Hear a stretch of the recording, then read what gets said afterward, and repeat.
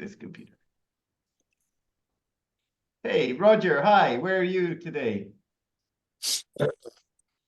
Hi, yes, I join you from Manchester in the UK. I know it well. I studied there a lifetime ago. Oh, did you really? Yes, first time we've met? Yes, this is the first call I've been able to make. So great to have you on board. Thank you for joining.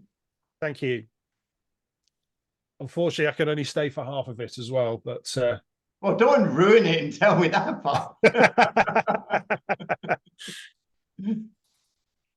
All right, Shona and GT are just coming in as well, which is great. All right, so let me kick off because one of the things we do is start and finish on time. So thank you, everyone. Welcome to the March monthly meeting. A bit scary to how fast it's going. To those who are fasting, we wish you well through Ramadan, which has just kicked off. And today, I mean, every monthly meeting is exciting, but today is also doubly exciting because we're looking at branching out into a new area for the Institute, which is to support nonprofit. And we had a call earlier or at the end of last year. Shona and GT are on the call with us, and Antonio and myself, and we've started just putting our toes in the water, is the expression, just having a feel about, is this a potential area? Is it something you should be looking at? So the purpose of today's call is to gather thoughts, to gather interest, to see what's potentially possible, and within the 60 minutes to start to say, okay, if we're going ahead with this, what would it look like? What are companies looking for? And what are they needing? And my apologies if you see me looking to the left, it's because I've got the people coming into the room. Oh, Phil's up late. Good on him. So Phil's just joining us from New Zealand, and it's midnight his time, so I appreciate him doing that. Okay. So the agenda for today, just two things on the agenda. We always kick off with the Institute updates, which is relatively short today because I want to go straight into the nonprofits, and we're just about to launch a couple of things.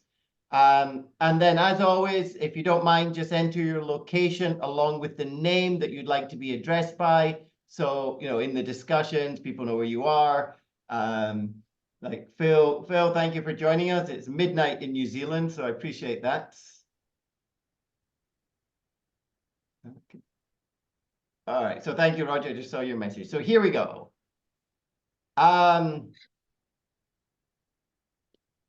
It's sitting on our desktop.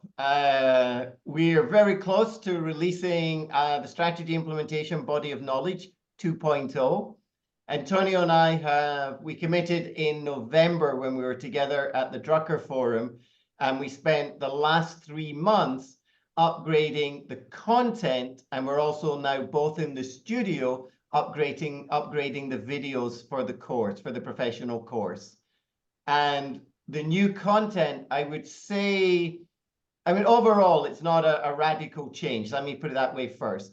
We're talking about machine learning and AI in the course and but there's some interesting elements of how AI supports implementation.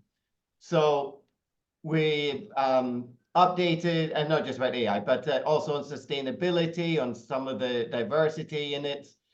So we've had inputs from yourselves that we've included, and the editing has been done, and we're very close, probably within, probably April, latest by May, but probably April, we'll be releasing the 2.0 with the updates. And then probably in the May meeting, what we will do, May or June, we'll give an update of all the new material, and we'll make that available, key content to the members on the members page.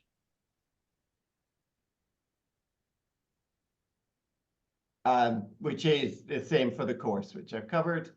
And then we'll go straight into today, which is implementation for nonprofits. The other thing for those who haven't been on the calls that's also coming out in the next few months is something we're calling, the current working title is the SIP Access, so the Strategy Implementation Professional Access. And this is going to be ad hoc, only available to those who have their professional certification.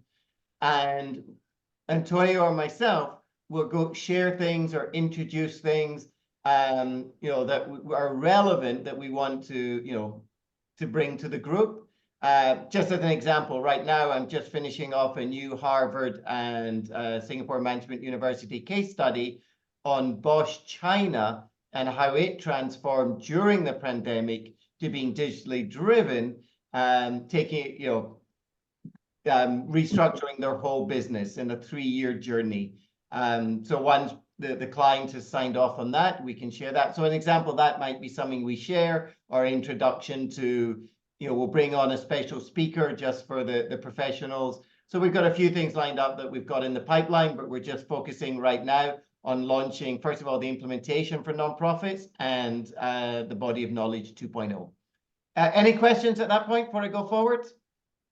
No, other than Robin, very exciting. I happen to be a member of Forbes' 28th largest nonprofit charity in the globe, and so they're a very large organization out of the U.S. And so I'm really anxious to, we're actually, it's one of our streams that we focus on is nonprofits because they really need a lot of help. So this is an exciting venture you're entering into. Oh, Wayne, that's wonderful to hear. And when you say they really need help, just 1 or 2 bullet points, what's top of mind? Well, first of all, they're not funded in many instances. A lot, if you take the macro of organizations across the globe, most of them are volunteer. 99% of them are volunteer. Yeah. Some of them are larger where they have employee base, but they use very fragmented, dated practices of how they operate their organization, because they're generally, the energy is the spirit of whatever they're supporting and their purpose. And unfortunately, they lack the knowledge to understand how they have to transform themselves in this digital decade, as we call it. Okay, no, thank you. Nicely put, Wayne. Thank you for that. And to add on to what Wayne just shared, I thought I would kick off. This is one of my favorite nonprofit stories. I don't know if anyone's come across it. I became aware of it because of the wonderful book Switch that Chip and Dan Heath published a few years ago. And this was one of the stories. So I thought I would use this as an intro to challenge, and just how implementation can differ. So I've got a few slides just to tell the story first, and then we'll talk about specifically the difference between profit and non-profit. This is an actual story that happened in 1990, a gentleman called John Sternin. And he was asked by Save the Children to go into Vietnam. And he immediately saw a lot of malnutrition among them.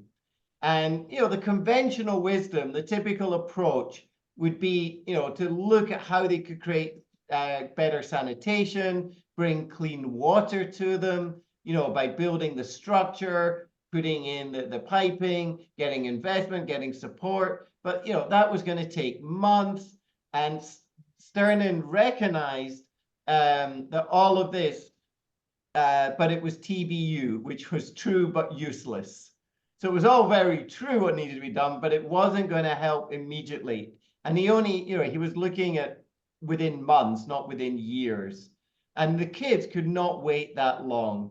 So he wanted to do something that he could turn around in a few months. A different approach was required. So he visited the rural villages and he met with the mothers of the children in the village. And he weighed them, to see how bad things were. And the team examined the results. And remember, this is 25 years ago, before data was really the buzz. And they looked at the data and they found that it was possible, even in a poor family, that some of the children were well nourished. Now, today we call that an outlier. It was like, huh? How could the children be, well nourished in the poor family while others were undernourished? So recognizing he couldn't fix the root cause, he focused on what Chip and Dan call bright spots of success. So these are the glimmers, the opportunities, the success stories that we want to share. So they eliminated outliers of the families, for example, those who had government connections, and they talked to dozens of people, including all the members of the family and the community. So again, fast forward, we call this in design thinking, doing, your phase one, really understanding the job to be done. So they spoke to the families, and they discovered that kids ate twice a day with the rest of the family. And they examined the bright spots and discovered that some unexpected insights, such as the mums were feeding their kids 4 meals a day and using the same amount of food as those who got 2 times a day. And the larger twice-a-day meals were eaten by most families turned out to be a mistake for the children because their malnourishment, their stomachs couldn't process the food that the adults were eating. So the healthier kids were also encouraged to eat when they were sick. And this was not the norm in Vietnam. So the team also discovered that healthier kids were eating different kinds of food. The mothers were collecting small shrimps and crabs from the rice paddies and mixing them into the children's rice to give them the nutrition. So it was believed that the shrimp and the crab would be eaten by adults, but not by children. But the mothers were adding also sweet potato greens, which were considered a low-class food. And the dietary provision of the mothers was doing something precious. It was adding solely needed protein and vitamins to the children's diet. So the team could not find a solution if they had not done, their design thinking approach, if they hadn't visited, studied the behaviors, seen what was going on. But knowing the solution, of course, is not enough. As we repeatedly say on, just because you have a strategy doesn't mean it's going to be implemented. So they had to discuss what to do. How could they change the cooking habits of the mums of the children who are undernourished? So, what would you do? And I'll give you the answer for this. We don't need to go into discussion, but some people may say you do a town hall. You bring all the people together in the village. You tell them what needs to be done. You show them, maybe 1 or 2 successes, and you leave them to get on their way. But they realized that wasn't going to work. Knowledge does not change behavior. So what did they do?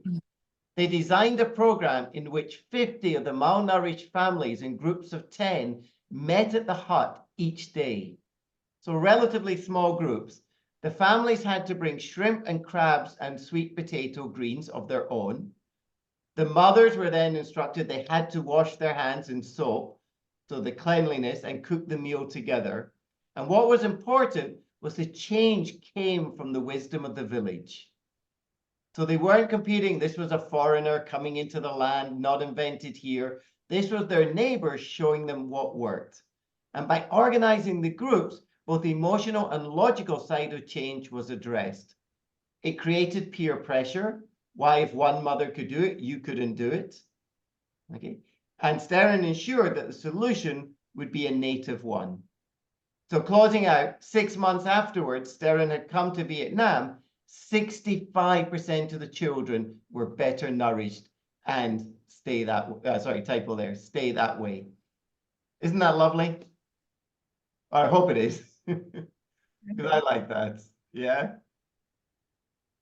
So the key takeaway here is how we do things, in implementation. The gap for me between, well, I'm going to share in a moment the gaps between profit and non-profit that we can then discuss. But the takeaway from the case is, look for the bright spots and investigate what they do differently. Avoid ambiguity in what needs to change. Be very clear and specific. Clarity dissolves resistance. So be specific. Don't focus on the negative participants. Your children comes on a Monday with a report card, when your kids come home and, a lot of adults, you got 24 A's and 1 B, and they say, what's wrong with you? Why did you get 1 B, as an example? People need to know specifically what actions to take and actions need to be achievable and manageable. Any comments before I go forward? Any reactions? Great story. Oh, Shona, hi there. Thank you. Hi. Yeah, no, lovely story. But I've obviously been focusing on public sector, Robin, as you know, Yes. which is, a government organisation. So I wonder if there's nuance between the charity sector and the public sector section, but we'll see as other people contribute. Yeah, There might be slight nuances of different. Yeah, sorry, Shona. Yeah, absolutely. And I'm actually just agreed to work with the provider in Singapore who works with all the public sector across the whole of Singapore. So I'd be interested in that one as well. Shona, please go ahead. No, that's all I was going to say. Sorry, I think that's Gita. Sorry, GT. Yep. Hi everyone. Hi. Sorry, not got video today. I'm transit, but thanks, Robin. Thanks for joining. You know how I love this initiative. It's just my heart, really. And Shona, nice to see you again, and everyone on call. And I just want to buttress a bit on Shona's point. I think the way that I navigate this is very similar, and lovely story, by the way, Robin. I feel that that story is, if you find out from 1 to 10 individuals, that's the same thing that propels. But what I picked up from your story was that the ability to make the change, implement the change, and make it happen. So, and making sure that getting all the right stakeholders in place. Now, the way that I navigate the nonprofit element from my perspective is based on some of my research work. And I do more grassroots and go into local communities where people have just decided that they want to start something and, just to support the community. So when you look at it from those, with that lens as well, it's slightly different, on an approach perspective. But I think there will never be one size fit all. I think it would still have to involve things like key dimensions to be able to understand how to really propagate the change. But just to buttress your point, Shona, on that, it'd be good to see how this goes, whether one approach can really sort out a lot, or maybe the approach will be dependent on various criteria. Thank you. Yeah, no, and the areas we need to propagate, as you put it, GT, very articulately as always, that's what we're going to discuss very shortly. So let me go forward. Thank you for those inputs. I put together some initial thinking.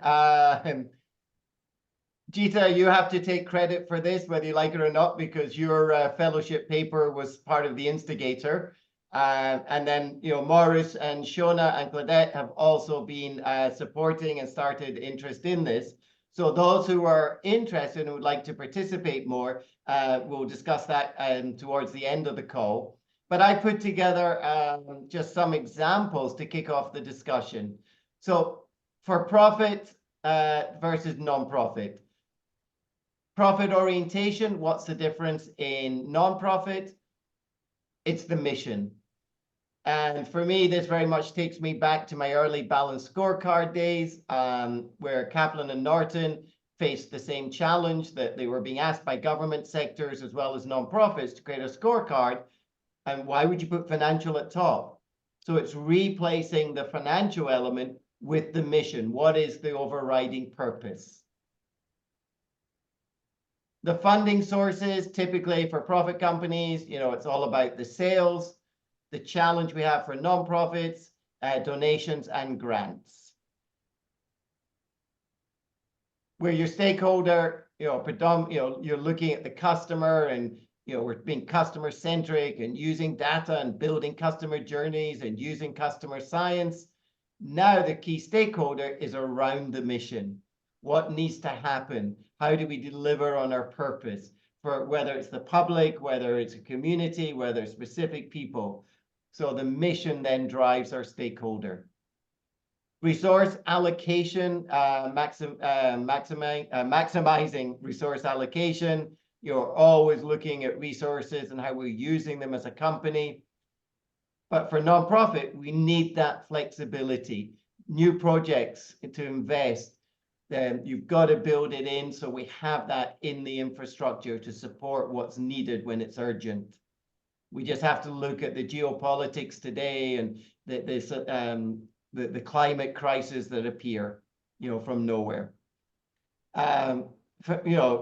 Corporate, we're always looking at managing, mitigating risk through financial and, looking at our competition, keeping an eye on them. For the nonprofits, we're looking predominantly at funding and the regulatory shifts. So what's happening within government policies, how much support can we get? For business, innovation is a market driver. I was at a presentation this morning by a gentleman called Sean Ellis, who wrote the book Hacking Growth. He's all about experimentation is the recipe for success. But in nonprofit organizations, innovation, it's social issue driven. So we're looking at how can we innovate just like they did in Vietnam to solve the problem. And last one, competition, is a key driver. Obviously, in nonprofit, it's about collaboration as the key driver. So once again, let me pause. Agree, disagree, miss something, reactions, comments. Let me open it up.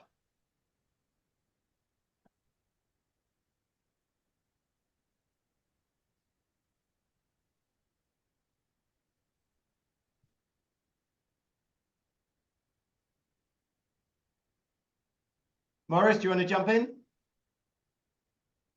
Yeah, agree. If you look from the top, the biggest differences are highlighted here. And if you look at the government sector that Oceana was talking about, it's not coming from donations and grants, but it's coming from governmental funding.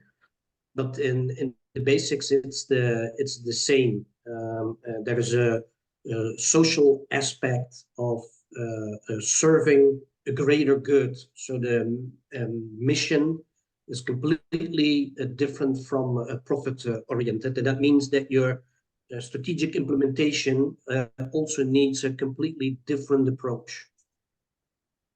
Yeah, no, nicely put. Thank you for that. So very much adding in the government funding, which, for the agencies and the different ministries around the world, absolutely, dependent on those. Yep, fully agree. Thank you, Morris. And Philip, do you want to? Philip and then Chris. Awesome. And Philip, you're up late. Good on you again. Thank you. Yeah.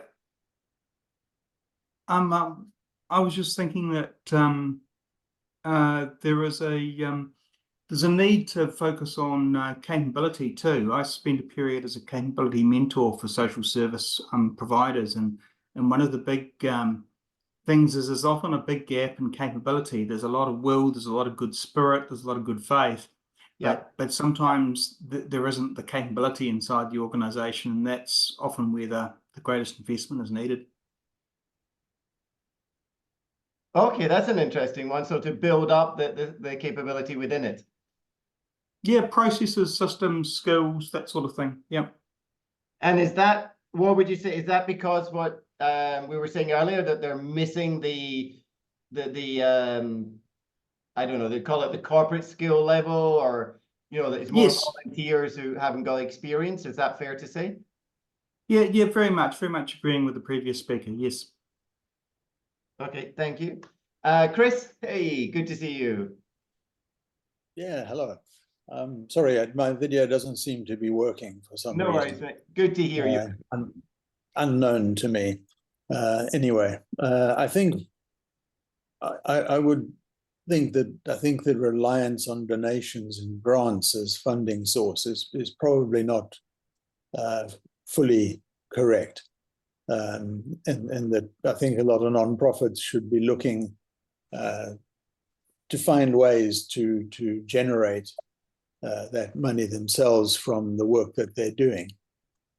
So the fact that they're non-profit doesn't mean that they're not running as a viable entity that is generating their own funds. And how would they, have you got an example, Chris, of somebody who's managed to raise their own funds? Is it doing their own individual Oh, fundraising are you talking about, Well, or something yeah, more for creative? example, going back a bit to when I was looking at internet access and stuff in Africa, and Siemens were electrifying villages with payment cards, but the village in fact owned the solar infrastructure, including things like pumping water and having lights for everybody. And some of that was funded initially by donations and grants, but the maintenance of that relied on them selling, so that everybody in the village got a certain amount of electricity free, if you like, and then some people who needed more electricity paid for that. And that payment, it all belonged to the village, and the village decided what they paid, and they collected that, and that went into the maintenance of the facility. And then we've also seen where, for example, we can set up capabilities. So putting a bakery into a remote area is something which can go on and generate revenue for that community while providing services as well, and it becomes a sustainable thing. It's owned by the community perhaps, but it's not for profit. So if we slash, then it's government funding plus self-funding, so they can also drive their own initiatives. Yeah, is what you're saying. yeah, and I think, you know, if you're looking at, and I think we need to be looking with the experience that I have of this, is that donations and grants are not sustainable. Correct. Yeah. Okay. Claudette? Yes. Yeah. So, Robin, help me if I'm using the right word, but I do think to some extent we do need to disrupt the way nonprofits are seen and experienced. For me, a nonprofit is a type of business. It's a nonprofit business, as you know, rather than looking at it as something strictly just social. It is a business enterprise, and that's one of the reasons why we are having the challenges that we are having, because we haven't elevated the organizations to the extent that the needs are required. Would you not hire the best talent? Would you not have the best business systems? Would you not have technology and innovation in trying to address some of your social and environmental and other types of issues, you know, in this age? So that stereotypical view of nonprofits is a problem. I would say too, and as I'm looking at the nonprofit side of this graph here, I would say that the focus on is really not so much the mission, because sometimes people may get that wrong, but what is the benefit to society? What is the benefit to the public? That would be kind of like the key driver. Because sometimes you may have a mission that's totally irrelevant, and that's why you're not succeeding. And I agree also with Chris in terms of donations and grants. It'll be insufficient for the future. It is insufficient now to adequately sustain us. The difference between a nonprofit organization, which I go to the third point, is that we're not stakeholder focused in this. Shareholder focused in the sense that a business would be, but we are stakeholder focused, and that we can make a profit. Okay, so we're not for a profit, but we can make a profit, because any profit that we make is going to be reinvested into doing more good. So it's important that we make profits.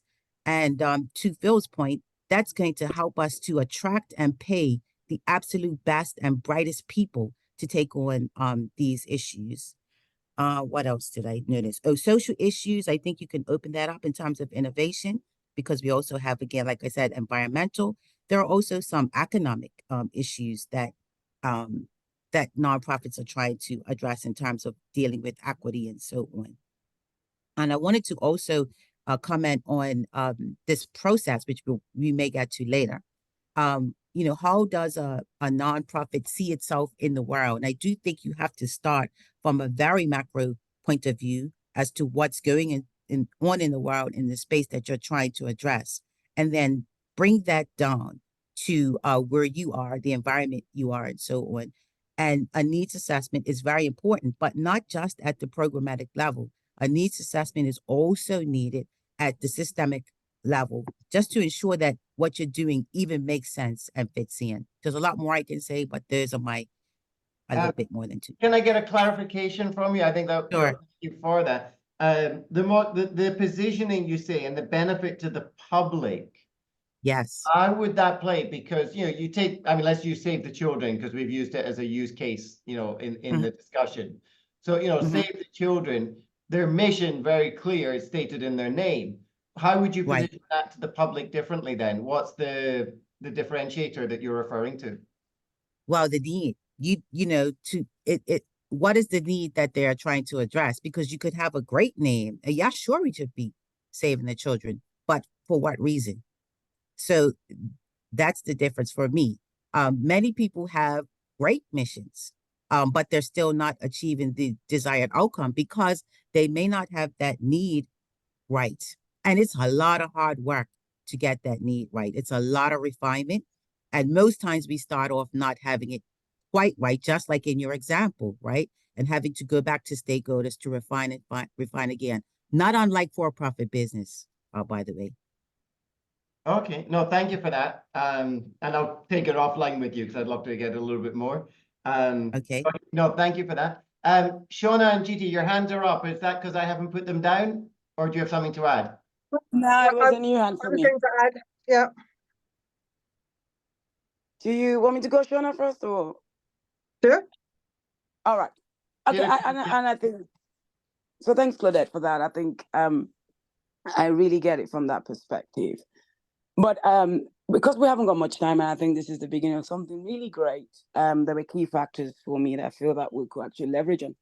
So, what do we mean customer? So, on that list there, we have a customer from the profit side, and on the non-profit, we have mission. And I think that I have seen a lot of non-profit organizations, especially from where I'm bringing this from a more of a local community that's very passion oriented, and there's nothing wrong about that.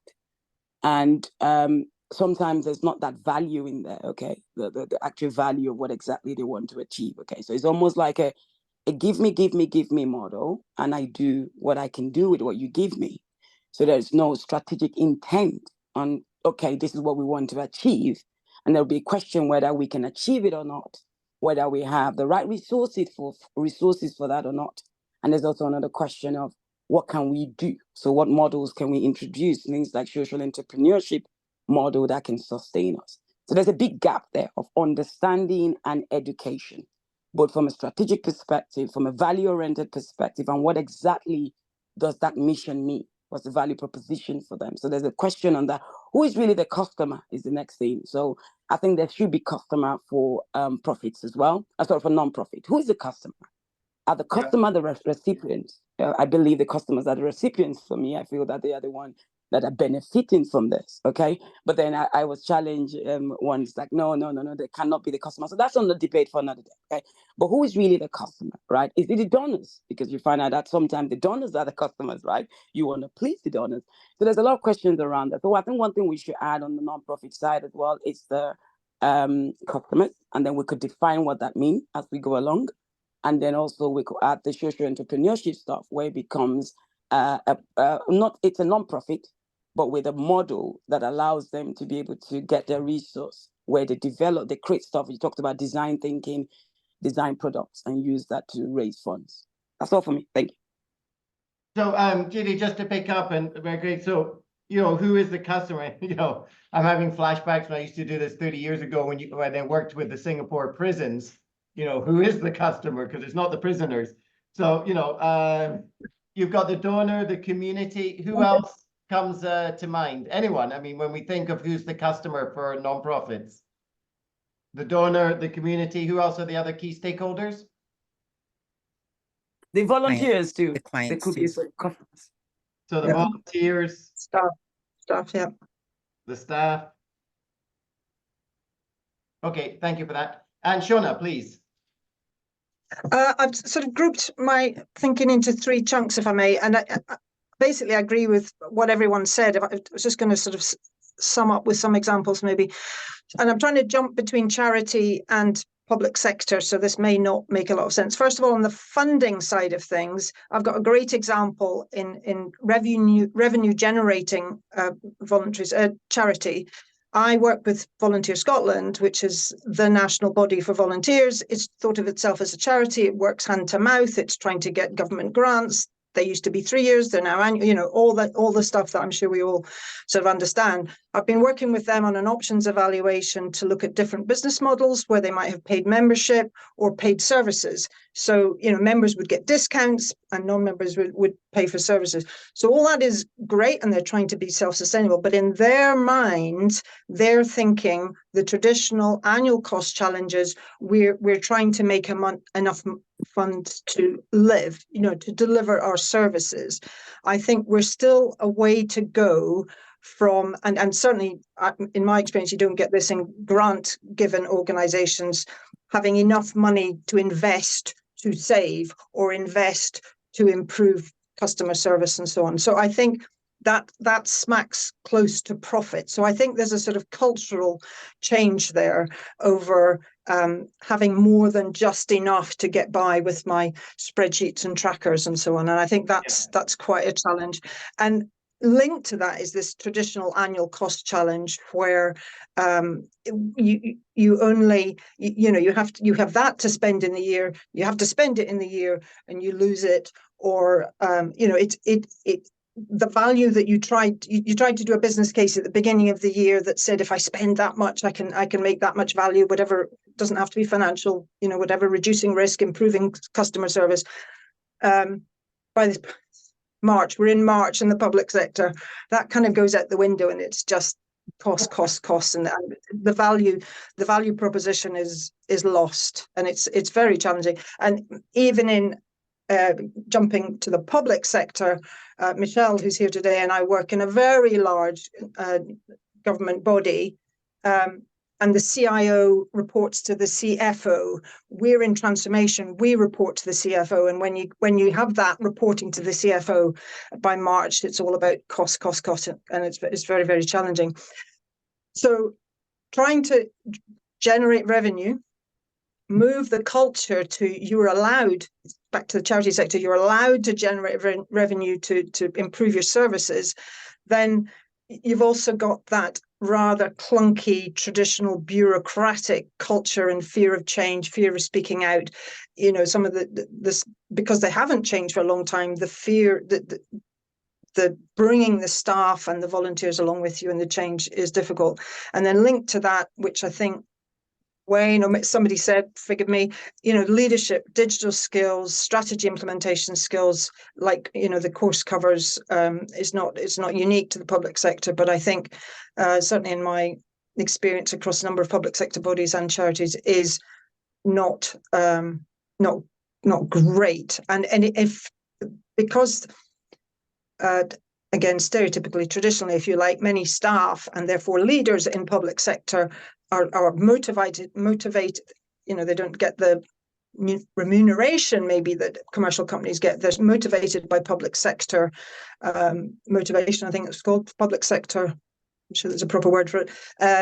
And they tend to stay and, you know, maybe don't develop those skills. And then finally, external, the customers we've been talking about. Many countries are now talking about the citizen and trying to join that up. I know Singapore, Robin, you were talking about working with them there, UAE and so on are talking about the citizen, which they're slightly different democracies, those countries. They're able to do long-term planning because of the way they've been set up and the way their politics works. But even in the UK, been to a number of conferences recently where they're talking about the citizen, they feel the trust, you know, it's all about trust of the government to hold those records centrally, but they feel there is, and it seems to be separate from the politics of the government. So it's sort of quite interesting. And I think we are moving towards more joined up public sector services and data, and there's risks and opportunities in that. But I think the word citizen is not a dirty word any more than it might have been a few years ago. Yeah, we always had the citizens theater. So it's a public sector ecosystem. It's a Yes. platform. Yeah, we're not individual With departments. integrated services. I think I used the example of, applying for my bus pass, and I had to go through 3 screens and a separate website. And I thought, well, you know me, guys, come on, you know me. And but people want more than that now from the public sector. So public demand is driving, I think, probably the trust in this citizen concept. And then, thank you, Shona. The other term I wrote down while you were talking was, I called it agile forecasting. So that by March, you've got that, you're not locked in for the next 9 months. And, especially what's happened, with the work you're doing with the government changes. Yeah. Yes, well, exactly. And well, one of the things we tried to do is, particularly in our transformation, not the whole project, but the transformation portfolio, was we tried to get into the spending review 3 to 5 year funding. So it was treated as almost as an infrastructure. So I think that's worth a go if you're in the public sector, to try and get it, your strategy implementation thought of as an infrastructure project, and it needs long-term funding. Doesn't always work, but it's worth a go. Okay, thank you for the optimism. I did have a question coming up, but I'm going to change it. And I was going to do a breakout, but even that well, I mean, that's kind of teasing on the question. I'd like to tweak the question based on everybody's inputs. We've got about only 18 minutes left, so I really want to get this question out. And I'd like to do it as a group discussion, if that's okay, because where we can go into breakouts if you prefer. The question is, what's the gap that the SII could fill in supporting both government / not-for-profit in implementing strategy? So the question for the room, is, we all agree that, we see the differences. We've highlighted some of the key things. But from an implementation perspective, what can we bring to the table? Or if I put it, in the language used today, what's the problem we're going to solve for the nonprofit / government bodies? If I could just quickly say, for me, when I was doing the course, it was about language and the assumption it was about profit, the assumption it was this commercial entity. So, the minimum I think we should do is balance the language and the terminology within the course. Okay, sorry, I don't mean within the course. Sorry, so my apologies for not being clear. I mean, if we started an arm of the institute dedicated to the public sector and non-profit, what is the problem we would be solving? Right. My apologies, Shona, for not being clear. Claudette? No, that's all right. It's my misunderstanding. Not a problem statement, but I find the way that you have outlined the domains, the strategic implementation domains, but using it in the nonprofit sector, that is very helpful in getting to the strategy implementation portion of our work. Where I am, everybody does strategic planning, but how many people know how to implement and even know how to monitor that implementation? So organizational sustainability, financial sustainability, these are key things, and that comes in good strategic implementation process. So that would be my answer. Okay, and is there any difference to, I mean, apart from what Shona's saying, more examples and balancing it with the public sector, which we would do on the course, but is there anything different in the skill set of the SUR framework? In the skill set, and that's not well, just you tell me. Let me tell you what I do, and you picked it up and I submitted my information to you, and others can chime in. We're not great about outcomes, because talking about outcomes, defining them, sharing them with others, because I do think that is our value proposition. Like, that is what's going to bring the dollars, when we can really show the difference that we've made, and we are not great at that. In my opinion, others can chime in. And you just gave me a wonderful idea, so I'll come back to you in a second on that one. Let me open it up. Morris, I'm going to put, this is an area for you. You do a lot of government work as well. Your thoughts, where the gap is that, for example, governments need support? Yeah, what I see and what Shauna also already said is what I see in government institution, particularly here in the Netherlands, is there is a lot of levels that you have to go through before something actually happens. So the bureaucracy is very high. So I think a skill that is particularly needed is a different kind of leadership. It's the way how you want to drive that change, making use of middle managers. They have a lot of layers with manager, supervisor, coordinator, helper, supporter. So they need to simplify things. They need to break it down in smaller pieces and maybe use techniques that we use in profit businesses like 90 days sprints and getting people to take accountability for what they do, because that is what we often see as a missing point. Accountability. I do my task, it's what Shauna says. I had the experience renewing my passport, and I went to a certified photographer and came with my picture, and they put it on the glass, and there was a 2 millimeter too much white, and they said, "We cannot process your picture." And I'm like, "Pardon me, what's wrong with the picture?" And they said, no, it's 2 millimeters too blue. I said, "Well, cut it off, and use it." So there is a different perspective of how you serve someone, how you treat someone, and that piece of accountability and making it easier and relatable to people. I think that's what's really different in non-profit to profit. So it's being open to those best practices, no matter where they come from, and adopting them. Yeah. Okay, thank you, Mark. Chris, please. You're Yeah. on, Chris. Yeah. Yeah. I think also there's maybe a valuable role that SAI could play in setting up a community for non-profits, but also with some data research aspects built into it, so that there's a place where non-profit people can go to,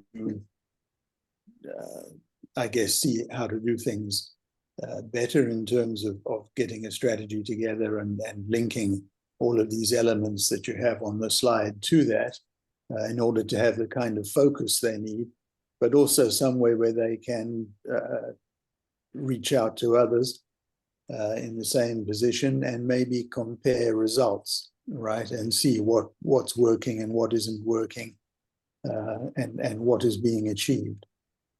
Yeah, I like that. Yeah, thank you. We have about 6 minutes left of the discussion. So with your permission, I'd like to ask a follow-up question and then share with you potential next steps. The follow-up question is, so what are the significant, because I've worked a lot with government, but I've done very little work in the non-profit. I've done some, volunteer work, but, I haven't done much implementation in that area. So I need your help. What is the predominant differences between government and not-for-profit in the way that they implement strategy?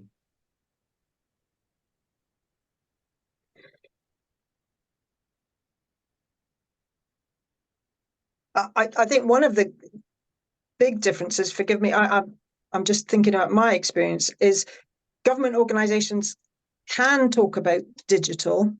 I think the not-for-profit, I'm going to be shouted at from others here, but in my experience, they have very little in the way of digital. And that, whether it's experience or just having that investment, they work a lot on spreadsheets, is my experience. But I may be in a different ballpark from others who work here in the non-profit section. Thank you, Shona. Other reactions, comments? Chris, again, yep, please. Yeah, for me, I see one of the biggest differences is in that budgeting and funding position, where if you're part of government, if you like, or public sector, you have all those challenges that having a annual budgeting process forces onto strategy, whether you're a for-profit or not. And if we're not tied to those government funding and budgets and political considerations, then you actually save yourself a lot of trouble as a non-profit in many ways. So there's a, it's nice to get the grants, but they come with Conditions. Conditions, and there's pros and cons, which I think you can avoid by thinking differently in terms of the funding. Okay. And for me, I think I see that's a big challenge that you can dodge as a non-profit. Of course, you should be doing the same as a for-profit, is making sure that the budget actually supports the strategy and doesn't constrain it. Okay. Yep. Absolutely. So, yep. The difference between getting the budget versus funding. Any other reactions, comments? The big difference. Any significant differences in the way a non-profit versus government implement? Morris, thanks. Oops. I think with government, we all know there is a cycle in there when political issues and programs differ. And I think that's the nice thing about non-profit. They can have a certain specific goal and keep that focus. If you implement with governments, when the political wind changes, your implementation might change completely all of a sudden, while you're already 75%. Love it. Thank you. Claudette? I think, at least where I'm from, nonprofits can be more agile and quicker in terms of responsiveness. However, they do not have the capacity that government entities tend to have. And I'll tell you a funny story. We did a survey of older adults in Bermuda, door to door, and it was approved by the chief statistician of government. We got social services to support us, and we were just going around departments, getting everybody to sign off until it got to the final place where it had to be signed off, and they assumed that we were a government. They were like, how are you getting this done? And we're like, oh, we're not government. So you can sometimes gotten a lot of trouble, but because we had gotten so far, it actually went through. But we were able to, it's so many silos in government, but we were able to circumvent that because we had far more agility on that they did. Okay. Nice one. Thank you. Any other final comments before I leave this topic? This question, sorry. Okay.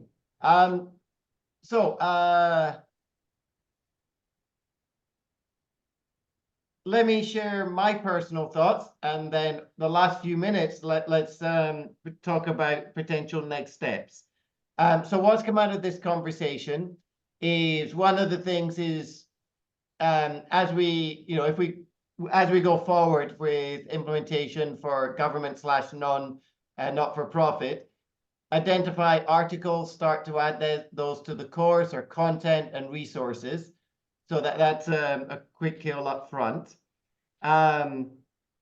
This question between implementation in government sector versus not-for-profit, I think needs a little bit more clarity, and that's something potentially to take on.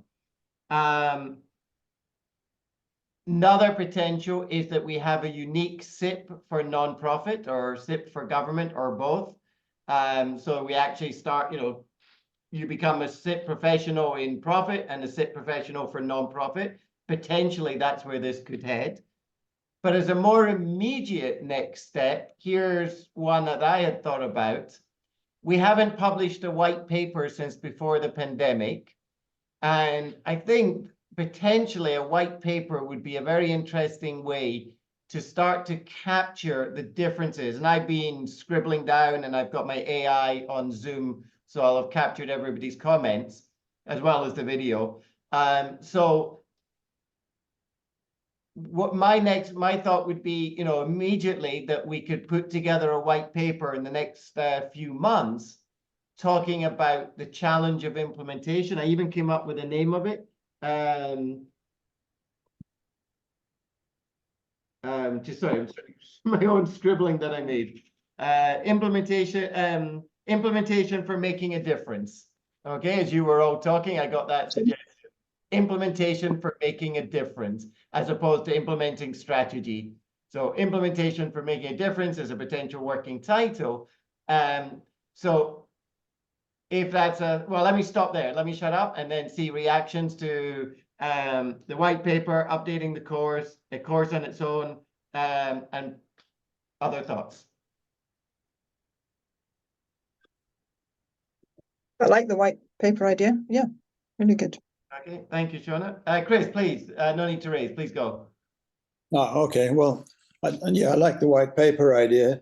I personally, I think there's far more in common in strategy implementation between for-profits and non-profits than there is different.